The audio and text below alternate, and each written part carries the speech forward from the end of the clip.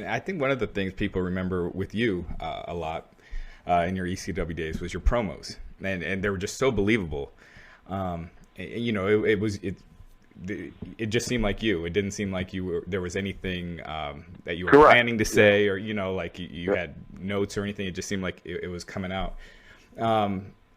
When you went to WWF, because they started moving more to scripted promos, I guess they've done it for a while. But how much of your promos in WWF were just you, and how much how much of it was scripted? Good question. You know, not a ton of it was scripted because that's the way it was when I was wrestling there for WWF at the time. Mm-hmm. You had an option, you know, where they would, if you wanted, they would completely script out, write a whole promo for you. Mm-hmm. Okay, or you know, which I preferred, and several guys did. I preferred just some bullet points. Give me bullet points. What you want this promo, and I'll make my own. So. No, it was my stuff wasn't scripted. There was two problems with my promos in WWE. Actually, three. One, I wasn't allowed to finish it the way I wanted, meaning to really build my catchphrase that was built already. Right. That I did in ECW for all those years. So that really wasn't permitted. The length of it, my promos were not long, and I didn't get a chance to do it enough. A lot of them, you know, I was kind of, you know, that's how it was to me. But, you know, when I was wrestling for WWF, it was a totally different time then. You know, it was different than now. I mean, I'm in the wrong time. I mean, back then, if you were like under 6 foot, 6'1", you know, yeah, well, good luck getting over. You know, it was hard. You know, right. It was not easy. Now it's like if you're athletic and you're explosive in the ring, and even if you're a little undersized, you get a push.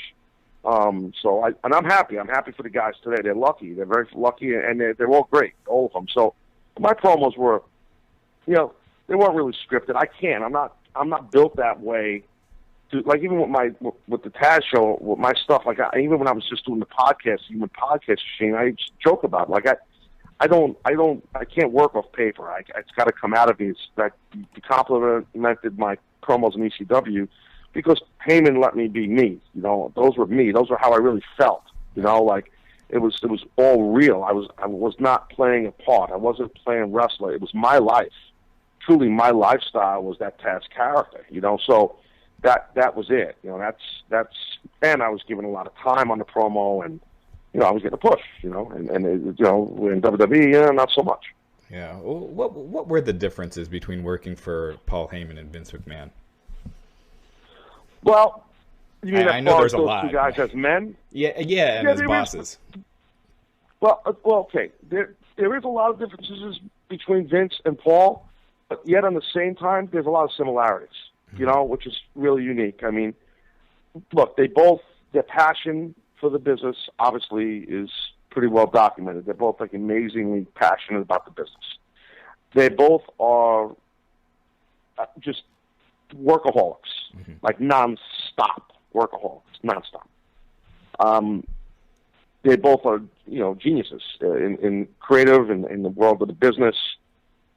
They see things before everybody else sees them. You know, well, we're all looking at trees, they're looking at the forest. You know, so like they just see it. You know, the difference is like, you know, Vince is a little bit more of, this is the way we got to go, and he's more of a little bit more of a micromanager than Paul. And I'm talking about Vince when I was wrestling there, and as an announcer, he was definitely more of a micromanager than Paul. Paul gave you a lot more freedom. You know, so that was a big difference. You know, that part, and you know, for me, working for both those companies, the major difference was the size. You know, just the pure mass of the WWE. You truly felt like you're a part of this machine that you see on TV. You really feel like it. And that's cool, but yet it's very, very easy just to be a cog in the wheel, and there's a lot of cogs on that wheel. When ECW, a smaller scale, is not as many cogs on the wheel. You know what I mean? So, you know, and if you made a mistake or you weren't getting over with ECW, you kept getting second, third, and fourth chances. WWE, that's not how it works. You get a couple of chances and you mess up, and then after like 2 or 3 times, you're done. Not that you're done, but, you know, the chances kind of end. Yeah. So they don't have time. That machine's too big, moving too fast. Right. And And the other thing I want to say, again, this is years ago, when I went to WWE as a wrestler, you know, the direction that I was given was a little cloudy at times. Well, I don't know who you want me to be here, you know, and they didn't know who they wanted me to be. But they knew what I was doing, they didn't want it to be. Like, okay, well, what I'm doing when I first came in worked. We heard the people in the garden, so something happened that was working. So, you know, but they revamped it and changed it. And they didn't know what they wanted to change it to, but they wanted to change it. So, again, different time. In defense to the company, to WWE, I think now it's a little bit different. But it was just ultra competitive then, and there was a lot of backstabbing going on.